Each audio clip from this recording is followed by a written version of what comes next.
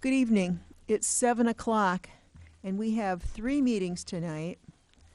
They're all scheduled for 7 o'clock.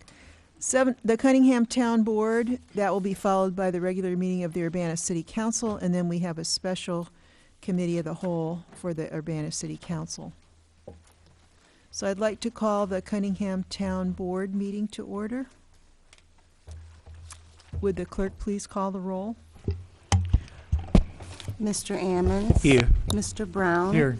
Mr. Jacobson. Here. Mr. Madigan. Here. Ms. Marlin. Here. Mr. Roberts. Here. Mr. Smythe. Here. Mayor Pressing. Here. The first item is public participation, and we have cards at the little table at the back of the seating area if you want to speak at any of these meetings on a topic of your choice. Does anybody wish to address the Cunningham Town Board? I don't see anyone. Okay, we'll move on to minutes of the previous meeting. We have December 7th, 2015, and then December 14th, 2015, a special meeting. I'll make a motion that we approve them. Second. Okay, motion by Roberts, seconded by Ammons. Any additions or corrections? If not, all those in favor, please signify by saying aye. Aye. Those opposed? That motion carries. Next is the Committee to Verify Bills, the Town Fund and the General Assistance Fund. Michelle Mayall, Township Supervisor.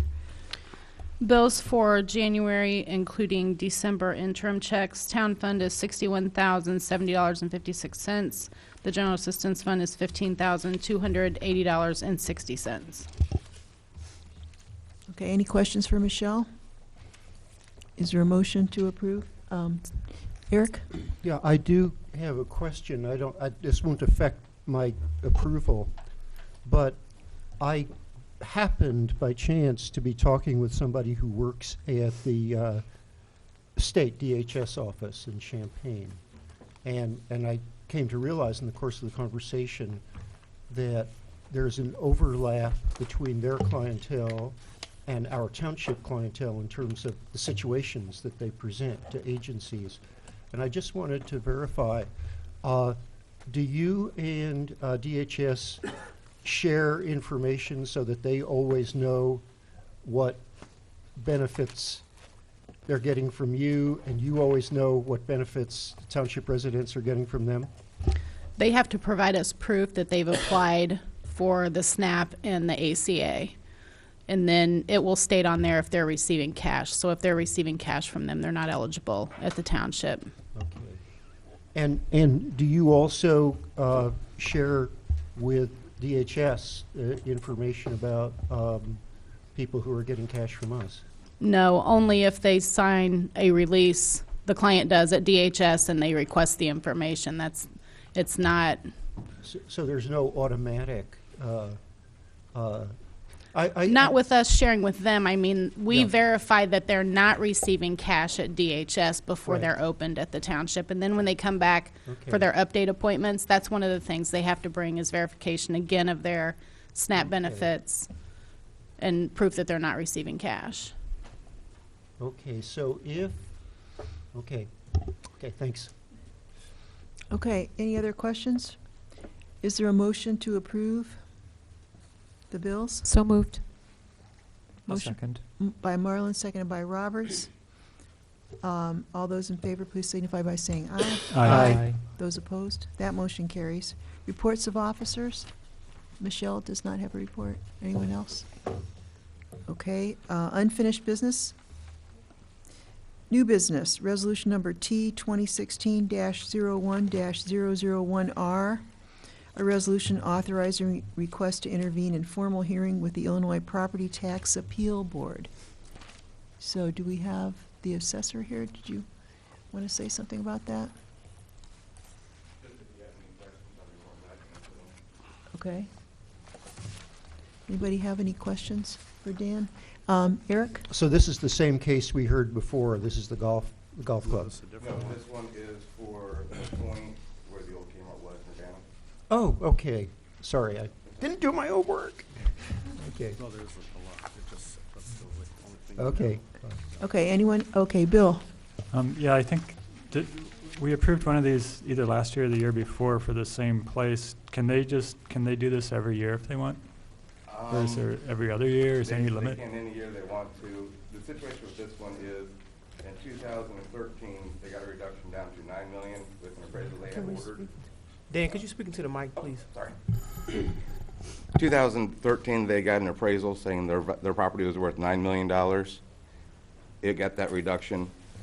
This year, they came in and said, oh, we have an appraisal for $7.1 million, even though their occupancy is higher now than it was then. The township had an appraisal done this summer, and the value came in at $9,200,000. So we were still right on with what their current value was. That's why we said, a reduction of $633,000 assessed value was not necessary. Okay, thanks.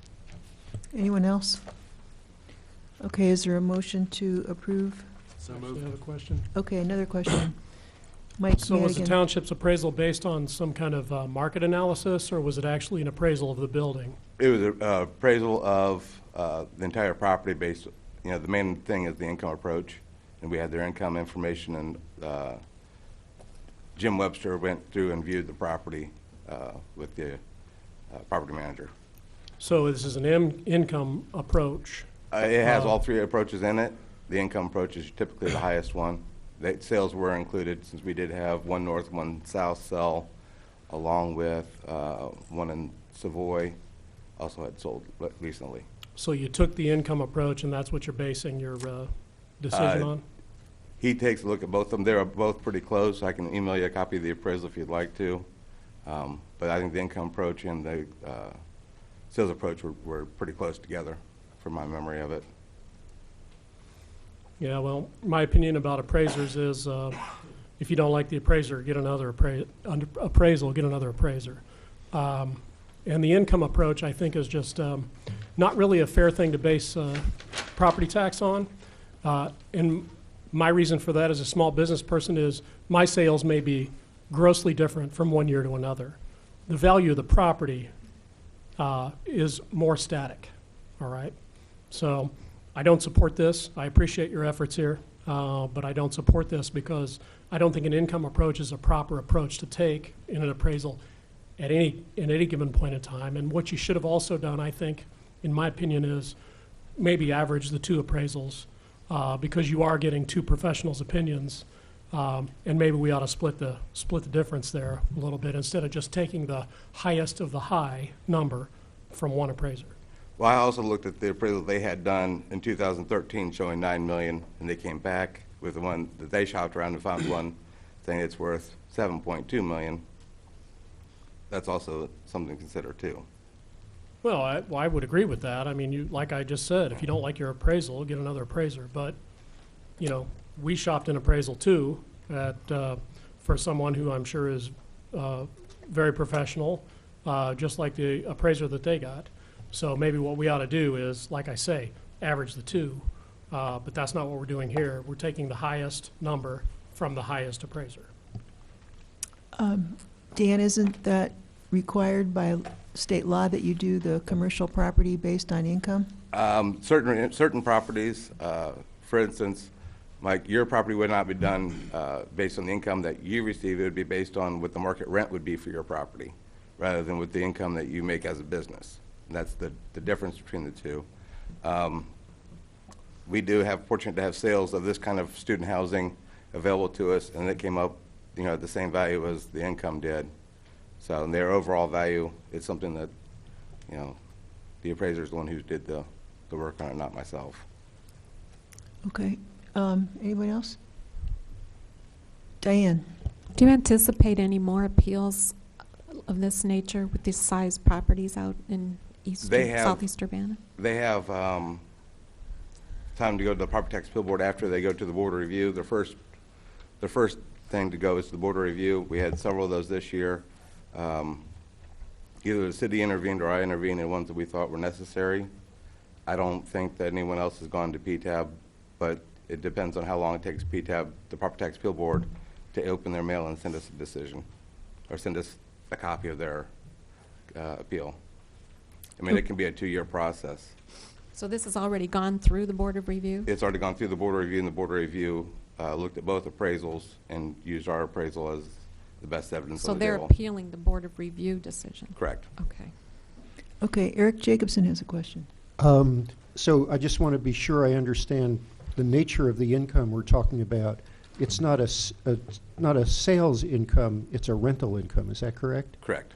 Okay, which is a lot more stable from year to year than individual sales income would be for any particular business. As long as the property has good management, yes. Yeah. Okay, did we have a motion on that? Yes. Okay, who made the motion? Oh, Charlie, and who seconded it? I'll say I second. Okay. Motion by Smythe, seconded by Roberts. Any other discussion? Would the clerk please call the roll? Mr. Ammons? Yes. Mr. Brown? Yes. Mr. Jacobson? Yes. Mr. Madigan? No. Ms. Marlin? Yes. Mr. Roberts? Yes. Mr. Smythe? That motion carries. Next, we have closed and open sessions to consider on the pending litigation. Mr. Grosser, is there any need for that? And I think everybody probably knows there still is no decision. So there's, till we get a decision, nothing to talk about. Okay. Mr. Jacobson has a question. Yeah, I do have something to talk about, actually, because there have recently been elsewhere in the country really significant developments in lawsuits of this type. And maybe you're perhaps aware of, for example, Morristown, New Jersey. Yes, I am. I read that when it came out. So is that, so you're taking that into account in your arguments? Well, the argument's already done. If you'd like to hear it, it's online. On the state court website, they have the oral arguments there. Mm-hmm. As I recall, that decision, which was a trial court level decision, was very similar to the position we've taken in other aspects of this case. I don't recall there being a constitutional issue reached in that case. Of course, that would depend upon the individual state's constitution and the individual state's property tax laws. It is true that such issues have been raised in a number of states, and I've read most or all of what I'm aware of decisions in other states. I'm not aware of any decision anywhere on constitutionality that has progressed as far as ours has, to the point where we've had an appeal on that and we're just waiting for the decision. So they may be more interested in our case than we would be in their case because we're further along. But Well, their case was settled. Morristown won. settled? Not the decision I read. It was a very long written opinion by the trial judge, and it was not at all settled. Not the one I read. I thought it was settled in November, and they put $40 million of property on the tax rolls in Morristown. Am I mistaken? It could be that the taxpayer accepted the decision and didn't appeal it. As I said, what I read was a long memorandum opinion written by the trial judge. If the property owner just went along with it, then there would have been no appeal. But that's what the trial judge ordered. I don't remember the particular numbers, but I remember the case itself. It was a very thorough discussion of every aspect of the Right. case and the situation of the taxpayer, and even the trial judge's view of the credibility of various witnesses, which is something a trial judge would normally consider. Right.